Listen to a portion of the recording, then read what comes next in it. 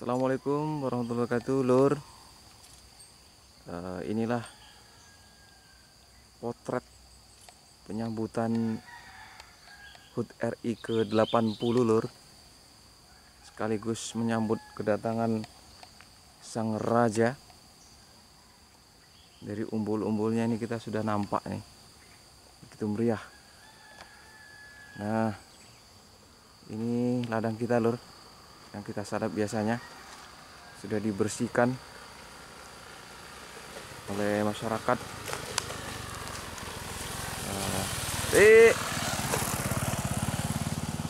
Nah, ini umbul-umbulnya sudah dipasang. Yang listrik sudah dicat dengan merah putih, Lur. Paritnya sudah bersih.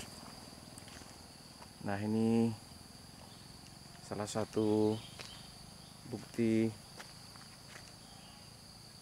kesolidan masyarakat ya dalam penyambutan HUT RI, Lur. Oke, Lur, kita balik lagi ke ladang.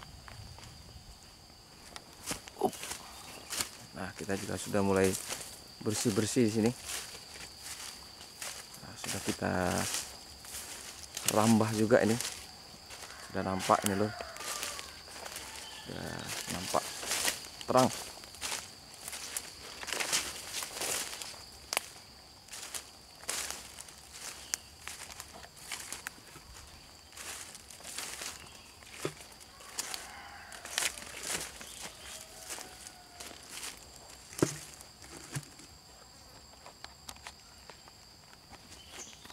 Bah, Gimana kabarnya, dulur-dulur? Sehat selalu, mudah-mudahan. Oke.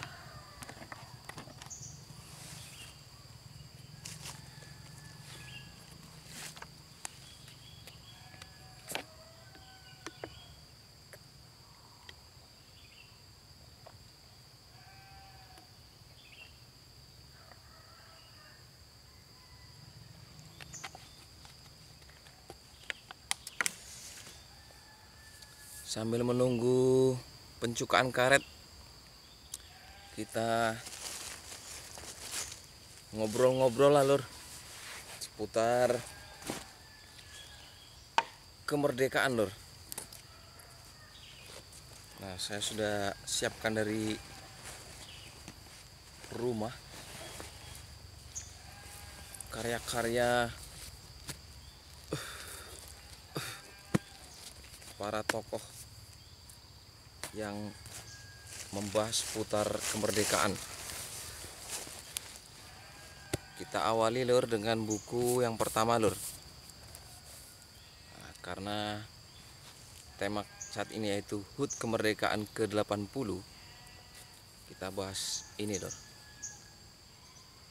Buku yang sudah kita tadaburi pada minggu dan bulan yang telah lampau. Bukunya adalah Indonesia bagian dari desa saya. Sepertinya kita sudah mentadaburi chapter ke-10 tentang urgensi pendidikan. Nah, ini kita masuk ke chapter ke-11, yaitu lanjutan dari chapter ke-10 tentunya. Judulnya Kiai harus seniman. Salah, nih yang ke-12, Lur. Yang ke-11 itu miskin pola ekspresi, salah satu masalah anak-anak muda kita. Nah, yang ke-11 ini tentang anak-anak muda ya, yang memiliki ekspresi. Nah, di sini tulisannya miskin pola ekspresi, salah satu masalah anak-anak muda kita. Pada chapter ke-11 ini, penulis buku Indonesia bagian dari desa saya merangkum peristiwa-peristiwa yang terjadi di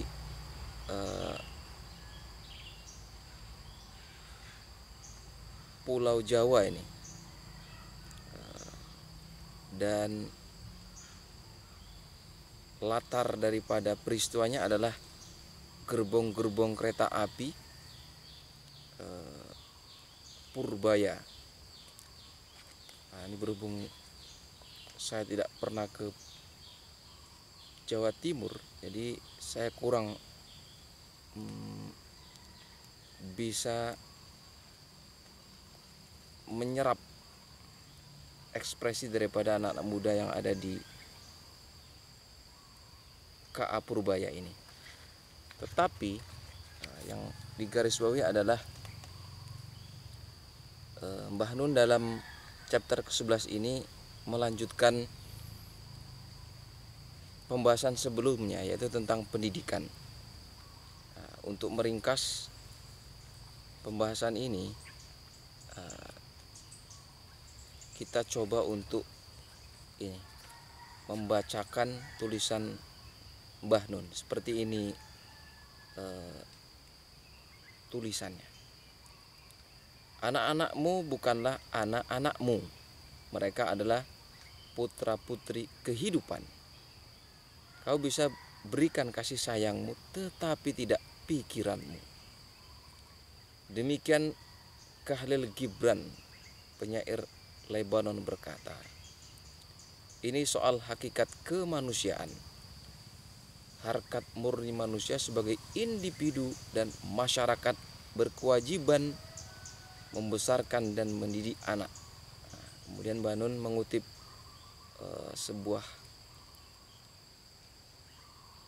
ini sepertinya hadis yang sudah diterjemahkan.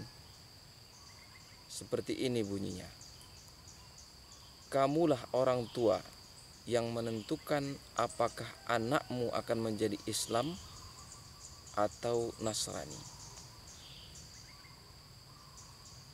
Ada seorang ustadz yang pernah saya dengar ketika berceramah seperti ini juga loh. Ini ya penyampaiannya. Kullu mauludin yuladu ala fitrah fa abawaihi yuhawidani au yunasirani au yumajjisani. Nah, gitulah kalau tidak salah sang ustadz itu menyampaikan, yang intisarinya tidak jauh daripada apa yang ditulis oleh Mbah Nun.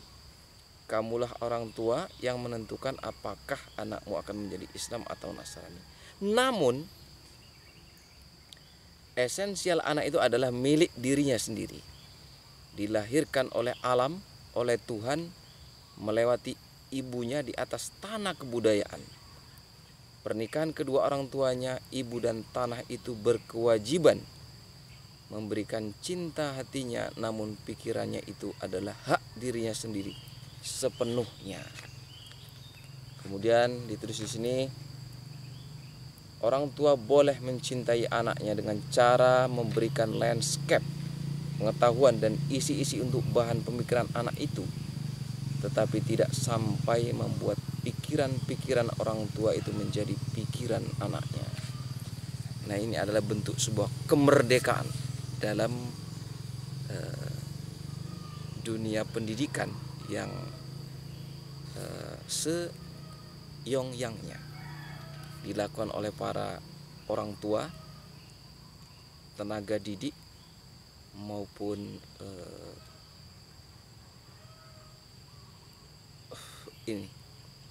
para penggiat sosial. Jadi kemerdekaan pada diri anak itu tidak boleh dibelenggu oleh pikiran-pikiran orang tuanya, sehingga anak menjadi terkungkung, terpenjara oleh keinginan atau cita-cita orang tuanya. Padahal setiap anak tentunya memiliki cita-cita yang berbeda dengan orang tuanya. Nah, kita ambil contoh saja. Ada kasus yang mewajibkan atau mengharuskan anaknya harus menjadi A misalkan, harus menjadi B, harus menjadi C. Padahal secara bakat dan ketertarikan sang anak itu memiliki kecenderungan untuk menjadi C misalkan. Nah, itulah sebuah tadabbur dari chapter ke-11 ini. Tetapi sedulur harus membaca ini, Lur. Miskin pola ekspresi salah satu masalah anak-anak muda kita ini dengan rinci, Lur ya, sehingga dapat ini gambaran daripada ini sosio psikologis yang ada dalam ini jiwa-jiwa anak muda ketika itu. Nah, ini ditulis oleh Mbak Nun di sini. Selanjutnya Mbak Nun juga ini, Lur,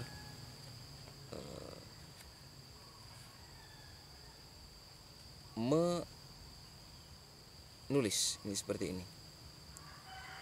Semua tergantung pada kepekaan sebuah subjek untuk memberinya makna.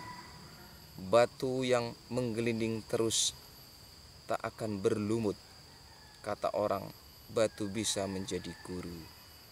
Nah, ini sini ada titik poin tentang kepekaan. Kepekaan yang seharusnya dimiliki oleh orang tua, oleh tenaga didik maupun pemimpin. Kemudian Mbak Nun di sini juga menulis bahwa guru di sini tidak hanya ini ya, yang dipahami oleh kehidupan masa kini yaitu guru formal, tetapi batu itu juga bisa menjadi guru. Kalau kita beralih sejenak ke sebuah falsafah dari Minangkabau. Dari Minangkabau ada sebuah falsafah tentang alam takambang menjadi guru. Di mana bumi dipijak, disitulah langit dijunjung. Jadi menunjukkan bahwasanya guru tidak hanya guru formal, tetapi alam, baik itu batu, pepohonan, tumbuh-tumbuhan bisa menjadi guru. Nah, sepertinya untuk lebih lanjut tentang pendidikan ini elok kiranya kita mendapat petuah dari Menteri Pendidikan dan Kebudayaan bukan Indonesia ya, Indonesia nanti saya pikirnya ngeritik pula, dari Makyah. Sepertinya itu Ki Totok Raharjo itu sepertinya adalah sosok Menteri Pendidikan dan Kebudayaan Makyah. Nah, mudah-mudahan fenomena yang terjadi pada tahun yang 2025 ini, baik fenomena tentang nasionalisme, tentang Islamisme, tentang sosialisme, tentang solidaritas, serta animisme. Nah, jadi fenomena teranyar adalah kalau tadi di jalan sudah ada umbul-umbul penyambutan sang raja sekaligus HUT RI ke-80, karena presiden tidak mungkin datang ke sini ya. Seumur hidup saya dan dalam sejarah bumi yang saya pijak ini belum ada sejarah presiden lewat dari sini. Dan kalau lewat, itu sudah menjadi sebuah euforia yang luar biasa. Tetapi tentunya hal itu tidak semudah mengedipkan mata kanan maupun kiri gini, sebab tentunya banyak jadwal lah. Nah, menyambung daripada pendidikan tadi, ada fenomena tentang merah putih dan hitam putih, tentang One Piece yang saya sangat kecewa. Kecewanya bukan karena peristiwa itu ya, tetapi selaku gamer tentunya ada keinginan kalau Muntun kemudian Garena itu berkolaborasi dengan One Piece. Namun yang keluar malah Naruto ini. Ada kalau di FF ada Itachi dan ada juga bapaknya Naruto lah di FF itu. Dan di Muntun belum ada One Piece. Padahal di 2019 era sebelum pemilu itu ada skin season daripada fighter, yaitu Ben, seorang bajak laut yang ya berpower ikan hiu. Dan kok tidak berkolab gitu dengan One Piece. Nah, bisa jadi Luffy jadi skin unlimited lah, skin limited edition dari Hero Band di season ini. Tapi tidak muncul, malah muncul di 17-an. Nah, selaku pemain game agak kecewa tentunya. Nah, mudah-mudahan Bang Jesno, Bang Kulgar bisalah berkolaborasi ini dengan One Piece. Balik lagi ke pendidikan, Lur. Fenomena-fenomena seperti ini tentunya ibarat tadinya jika kita membaca buku Bandung tadi tentang ekspresi. Tentunya ekspresi itu tidak sekoyong-koyong muncul begitu saja. Ibarat tanaman, ada yang menanam. Jadi fenomena seperti ini itu siapa yang menanam? Tandurane sopo lah kok tukule itu seperti ini. Nah, jadi selaku manusia tentunya kita menelusuri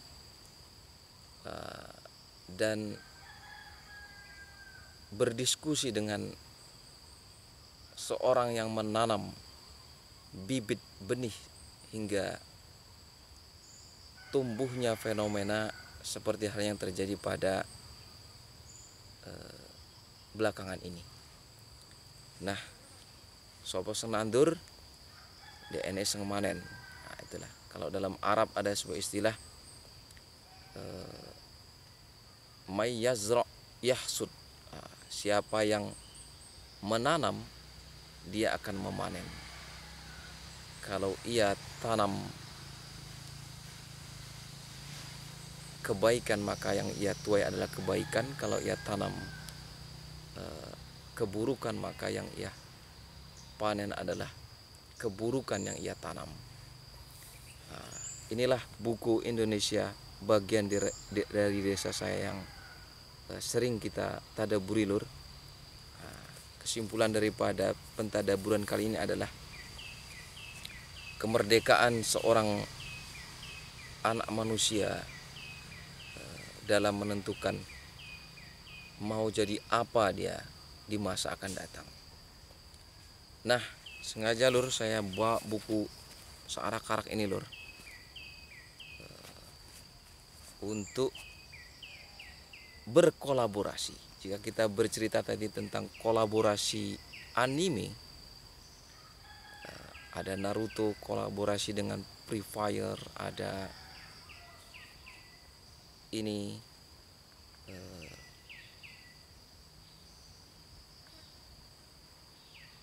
berbagai inilah anime yang berkolaborasi seperti Demon Slayer di season sebelum Naruto inilah pada berkolaborasi. Maka saya juga akan berkolaborasi antara maksudnya bukan saya, pembahasan berkolaborasi antara Indonesia bagian dari desa saya. Hanya ada buku pendatang baru lor, Khalil Gibran Wasiat Sang Penyair. Kita baca dulu lalu. Tadi sudah saya tandain. Nah, ini bagus kiranya untuk kita dengar lor. Ini catatan Khalil Gibran, New York, Minggu 1 Juni 1924. Nah, begini tulisannya lor. Terlalu banyak pujian itu menyakitkan, dipuji melebihi apa yang sebenarnya akan sangat menyakitkan. Jika engkau ditawari perak, tentu tidak enak menyebutnya kuningan atau emas. Yang kau inginkan adalah menemukan orang-orang yang berkata, ya, ini adalah perak, karena benda itu benar-benar perak adanya. Pujian itu sangat kuat, tetapi bila menyebutnya emas, hanya membuatmu benar-benar merasakan betapa jauhnya engkau dari emas. Ini membuatmu jatuh tanpa harapan di depan ketinggian yang tidak akan pernah didaki.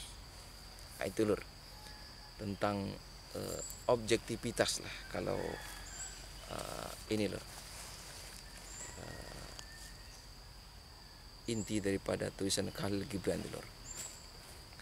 Lanjut lur, selanjutnya kita masuk juga lur ke buku Islam dan Sosialisme karya Haji Umar Said Cokro Aminoto, juga seputar tentang kemerdekaan.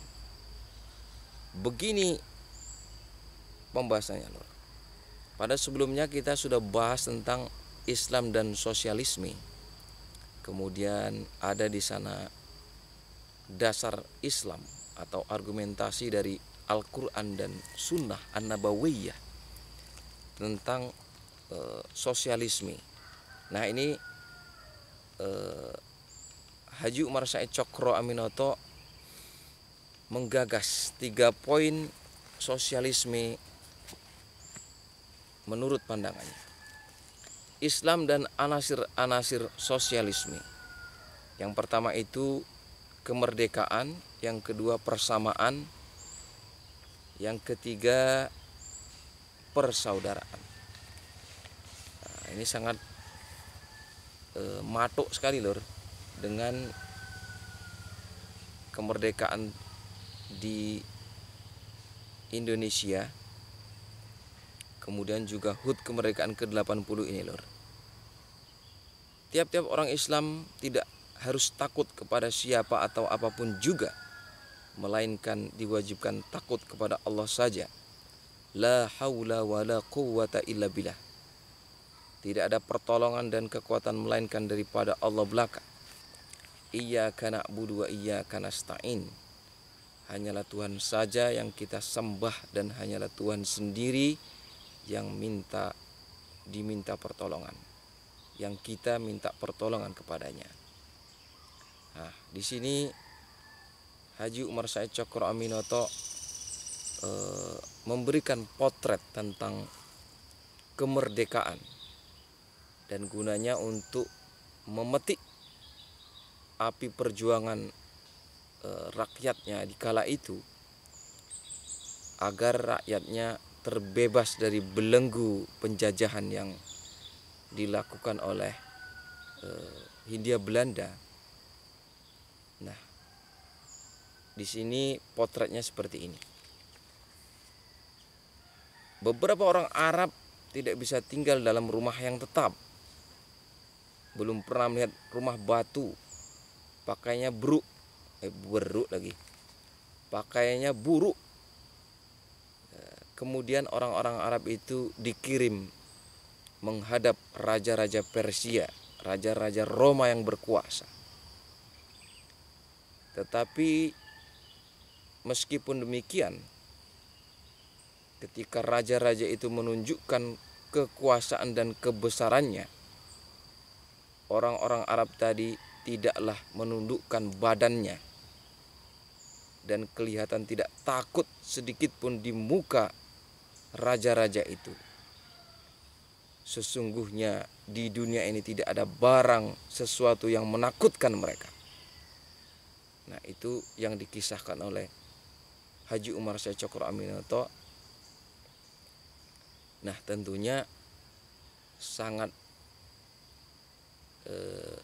mendidik dari penyampaiannya. Mengapa demikian, Lur? Sebab ketika buku ini tulis 1924, Indonesia itu ya belum ada. Yang ada itu adalah pemerintahan Hindia Belanda. Indonesia masih dijajah. Nah, untuk memetik api perjuangan tentunya seorang tokoh, seorang raja yang menanggalkan mahkotanya itu membangkitkan semangat perjuangan rakyatnya dengan menyelaraskan Islam dan sosialisme. Salah satunya demikian, unsurnya itu tentang kemerdekaan. Kemudian selanjutnya adalah persamaan. Dalam persamaan ini, poin kedua ini, Haji Umar Said Cokro Aminoto mengutip ayat juga hadis ya. Terjemahnya demikian. Peganglah tali Tuhan yang mempersatukan semuanya, janganlah bercerai-berai. Dan ingatlah akan kemurahan Tuhan kepadamu ketika Tuhan menaruh kecintaan di dalam hatimu pada saat kamu bermusuhan satu sama lain. Dan sekarang kamu menjadi saudara karena karunia Tuhan. Kemudian sabda Nabi yang diterjemahkan demikian. Orang-orang Islam adalah saudara di dalam agama dan tidak boleh tindas menindas satu sama lain. Juga tidak boleh melalaikan tolong menolong satu sama lain. Juga tidak boleh hina menghina satu sama lain. Nah, saya sangat tertarik membahas hadis yang barusan ini, Nur. Mudah-mudahan adalah diterjemahkan oleh pandangan Tan Malaka tentang tidak boleh hina menghina satu sama lain. Dua argumentasi tersebut dijadikan sebagai pondasi dalam membentuk persamaan ya, antara